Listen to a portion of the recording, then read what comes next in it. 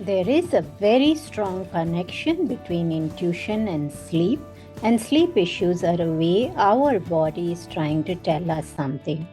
This is what my guest today shared. In today's episode, we answer three key questions.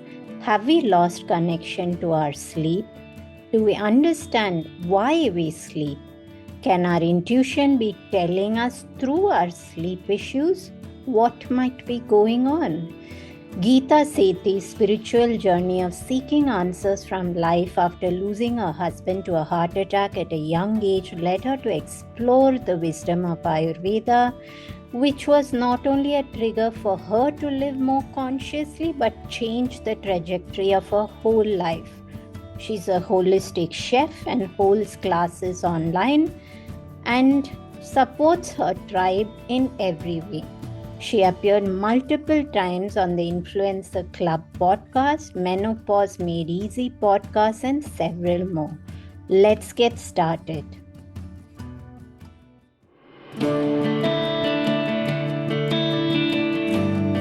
Hey everyone, I'm Deepa, light functional medicine practitioner, author and yogini, and you're listening to the Sleep Whisperer podcast, the only sleep podcast with conversations and meditations. I'm on a mission to share profoundly insightful sleep conversations with global visionaries that merge together functional medicine and ancient wisdom. Breathe in bliss through weekly guided meditations and let yourself enter the land of dreams. Together, let's unravel the pieces, get to the roots, and understand the right tools to transform your sleep completely. Through this podcast, I want you to dream the best version of yourself. It's time to regain hope and begin your sleep journey. Geeta, welcome back to the Sleep Whisperer podcast. Last time we spoke about the magic pill. Today we are talking about intuition and gut feel. And I think people can go back to listen to the other episode if they'd like to know about your journey. Since today I'd like us to stay focused on this topic. Intuition is a big one. I mean, there's so much about it. And I think also I will have certain things popping up in my mind which we'll go through as we go along, because when it comes to intuition, sometimes that word can be misunderstood or understood in a different sense. I want us to really bring attention to what exactly you mean by that gut instinct. So let's start by just talking about have we lost our connection to sleep? Thank you, Deepa. It's always a pleasure to speak with you and chat with you regarding these topics and regarding health and nutrition. It's always a pleasure. Thank you. And instinct. And when it comes to sleep, I think there is a very strong connection. And I just feel that people, especially when we talk about sleep, when people cannot sleep or when you have sleep issues, the biggest reason is your body is trying to tell you something. And there are layers and layers that we have embedded who we really are in those layers that we disconnect. Because sleep is a very natural aspect of our daily life. If you think of a baby, it's so easy for a baby to sleep because the baby is so centered in who that baby is energetically, physically. That's how a baby lives. Every 2 hours it sleeps. And how is it that what we have in our cellular memory, that as we get older, we develop sleep issues? It's obviously we've lost our connection. I think, you said something so right, because I remember when I was growing up, I cannot remember a single time where I struggled with sleep. And then, much later it got so severe. I'm just thinking there's so much overlap between the development and improvement of technology and social media. And I really feel this connection to poor sleep is linked not just to blue light when we're using our devices, but also the nature of content, stimulation, just mental health overall, with people comparing themselves on to others on social media. I think there's so many nuances to what you spoke about, because truly, when we are pure and balanced, sleep should just occur within us. And that's something you just made me think about myself when I was growing up. Do we understand why we need to sleep? Is it because somebody's been told they need a particular number of hours? And I do come across this even today while interviewing people for the podcast. And I remember somebody saying very categorically that you must get 8 hours of sleep. And even Ayurveda doesn't talk about it that way, that there's so many nuances to it. I mean, we're dynamic, we're constantly, there's multifactorial things happening around us. And let's just talk about that a little bit. Yeah, I know. I hear you when you say I think it's that disconnection from, and I would say the fact that you're also on a journey to integrate Ayurveda with functional nutrition, that we've got lost in that scientific aspect of proving everything, that we lose the essence of that whole existence of why we do certain things. That is where I was talking about when I said the sixth sense or the gut feeling or the intuition, and when we've created so many layers. For example, as you said, that we've been told that you need 8 hours of sleep. Where did this number come from? This number came from the research they've been doing, that the body performs the best with 3,000, 5,000, or whatever number of people they've done the research. And I'm not saying that is not important. Of course, that's important because that's also evidence. But that number means nothing to somebody who can sleep for 4 hours and function for the rest 20 hours of the day with full energy, perform everything, and then get into proper sleep with 4 hours. How do you justify that? So it's so important to understand that the nuances of having specific guidelines takes away from what the body is trying to tell you. If you feel rested after 4 hours or 5 hours or 8 hours, and some people even need 10 hours, it's basically where you are when you think of your body in terms of health, in terms of energy, in terms of the capacity to perform, the brain, the age of your cells, the way your body is using nutrients. There's so many different aspects. How much repair does your body need? Maybe somebody who's so fit and so active and so connected with the nature that their body recovers within 4 hours at night, and it tells them, it gives them the signal that yes, you're fresh, I've taken care of the intelligence, and the body has taken care of repair and regeneration and the memory, the links and connections which the brain needs to process that information and create into long-term memory and processing all that it tells the signal the body gets is it's time to wake up. And those people are so aligned with the rhythm of their own body, the circadian rhythm, that they're able to wake up at 5. So I feel the more you're connected to what your body is trying to tell you, all this is noise. These are just layers. That said, Geeta, I must smile and disagree with you that somebody, I mean, I'm always telling people 4 hours is absolutely not enough sleep. So I will choose to disagree on that one, that maybe that I just feel, I mean, what I'm saying is that I always look deeper when something like that is going on, that, there might be some hyper alertness going on, and therefore they're getting away with feeling like they don't need more than that. But I do dig a little deeper, and I think I should just talk about those nuances as well. Yeah, you had something to say? Yes, and when I said 4 hours of sleep is enough, what I meant is definitely intuitively you need to be aware of it.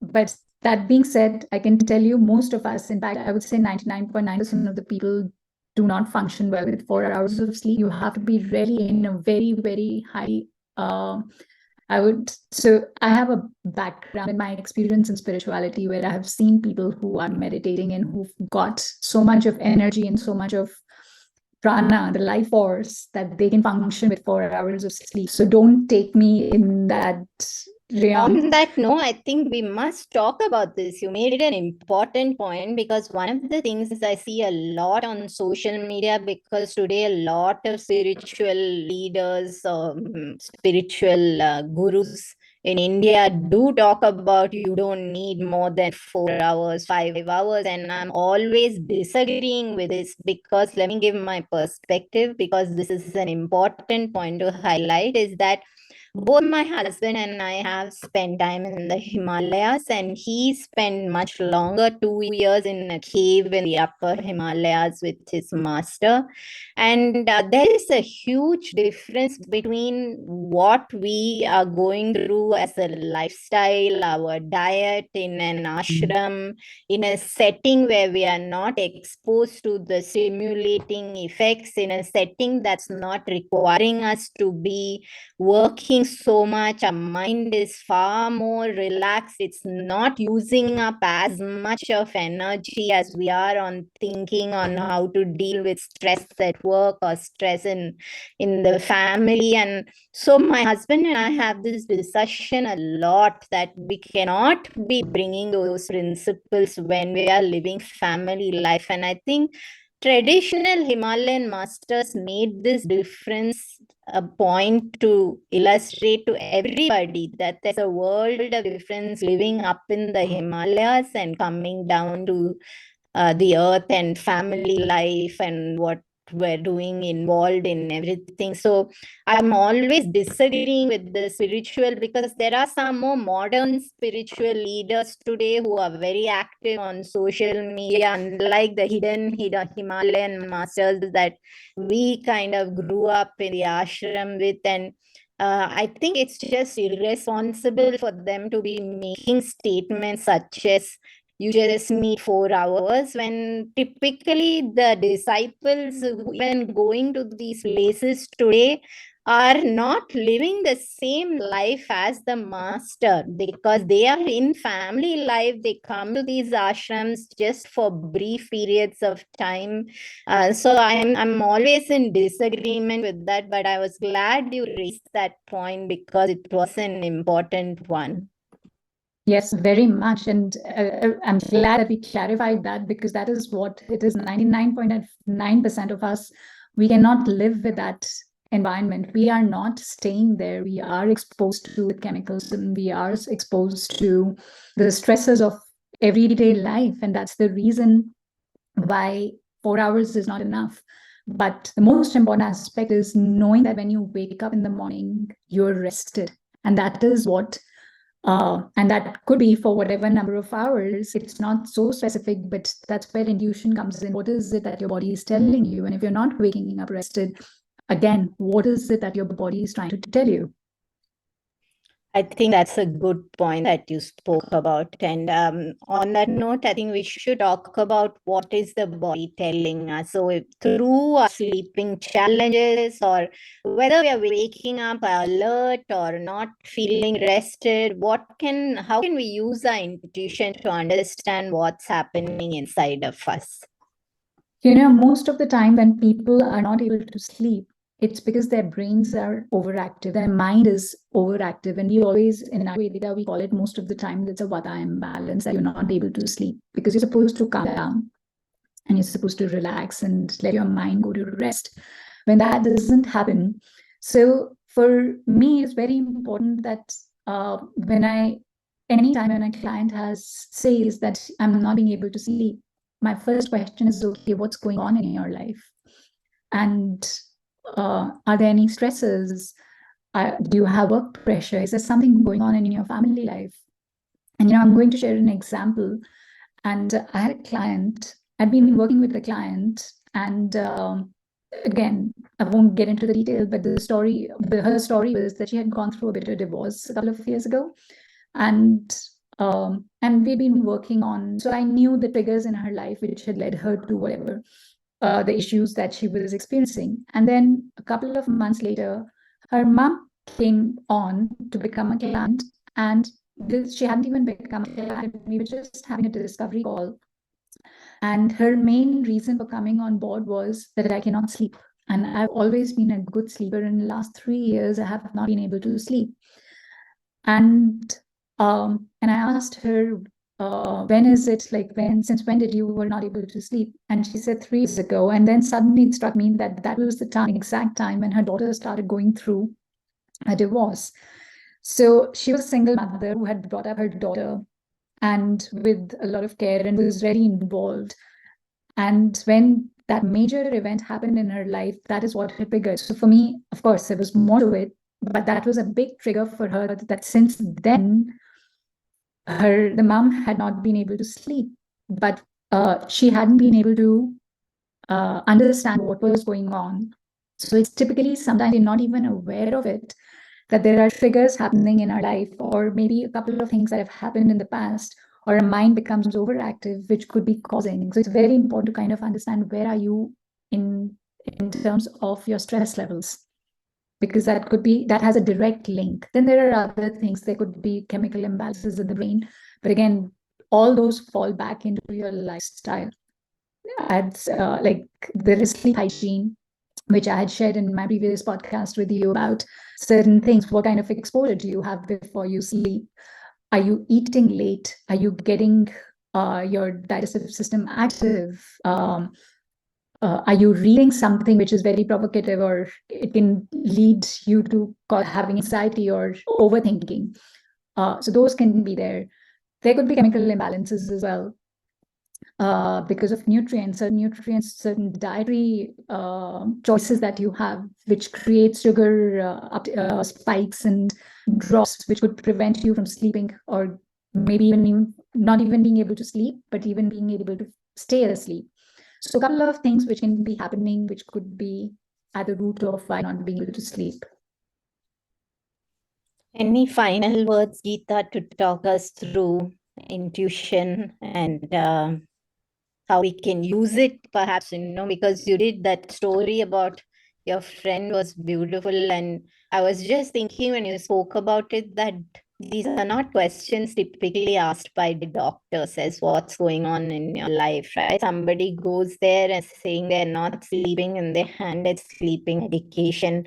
And I think we spoke a little bit about this on your previous episode on how sleeping medication may have a spot sometimes in crisis or stress, but we need to understand the impact. But these are not really questions anybody asks, because they don't really try to understand the whole person behind it. And so often, I think if I really would say that while we all know that stress is a big trigger for all imbalance, especially sleep, I think it's become a little bit like wallpaper in social media, because everybody is talking about it. So people are watching it, reading about it, and just ignoring practices that need to be consistently. It's almost as if it's become something there lying in your room. So that stress has this impact. And I had this client who was going through a very stressful episode and was trying to do pranayama and saying even your pranayama doesn't work.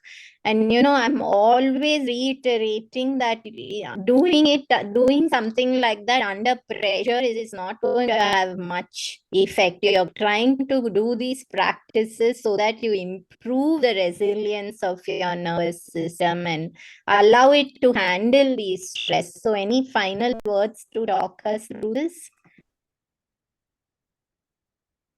Hello, can you hear me? Yeah, okay. There was a lag in. Okay, yeah, so definitely, I think there's a lot of noise, as you pointed out, that we're listening to so much, but we are not really listening. We are disconnected from the essence of what is being said to us, because it's being repeated and repeated and repeated. It's like the brain has become immune to it. You're not really paying attention. And this is what I feel like, even as a functional nutritionist, when I work with the terrain, those are very basic, simple things which have the biggest impact when you're trying to bring the body back in balance. And that's again because you're so disconnected from who you are and your essence. Because if you're connected to who you are, your body will tell you that I just need basic, simple things. I need food which is very easy to digest and for me to break down. I need basics. Again, coming back to sleep, I just need to be able to calm down and relax. Just don't do it for the sake of because you've heard somewhere. Do it why? Because your body is trying to tell you something and it needs that. It's craving that, but you're just not listening to it. It's going outwards and looking for a solution outwards rather than looking for solution inwards. You have all the answers. Your body has all the answers. It's just you're not listening to it because you're so lost in the noise around you. Beautifully said, Geeta. Thank you again for giving your time. And where can people go? Just remind us again. Thank you, Deepa. I have a website under the name of livingwellwithgeeta.com, and people can also reach me on Facebook under the same handle or Instagram under Living Well with Geeta, and I have a YouTube channel also under the name of Living Well with Geeta. Beautiful. Thank you so much for your time once again. Thank you. It's always a pleasure to speak with you. Thank you. Peek behind the curtain of my fabulous healing digestion course, where I spill the beans on everything from the ABCs of digestion to cracking the code on those pesky tummy troubles. Whether you're aiming to build a rock solid digestive system or morph into your own gut guru, this course is your ultimate guide. Blend the ancient wisdom of Ayurveda with the modern magic of functional medicine, dive into clean eating secrets, unravel the mysteries of doshas, untangle digestion from ancient and new perspective, discover a secret sauce that unravels all health confusion. Explore gut testing wonders, compare historical belly battles with modern ones, decode trendy protocols, build a powerhouse foundation for top-notch digestion, analyze every food from both angles, master the art of herb, and whip up scrumptious meal ideas. You can get all of this on www.ohahealth.com. Have a great day. This podcast is intended to provide helpful and informative material on the subject matter covered in the episodes. The podcast is not acting in the capacity of a doctor or a registered dietitian and is not rendering any professional healthcare or medical service. The information in the podcast is not intended as a substitute for medical advice or services or as treatment or cure for any particular health condition. The advice and tools contained herein may not be suitable for your situation. Any medical questions regarding contraindications and cautions or any questions on whether or not to proceed with any practices provided in the show should be referred to qualified health professionals before adopting the same. The podcast specifically disclaims any responsibility for any liability, loss, risk, personal or otherwise, which may be incurred as a direct or indirect consequence of the use of information from this podcast or the application, adoption of any of the information provided.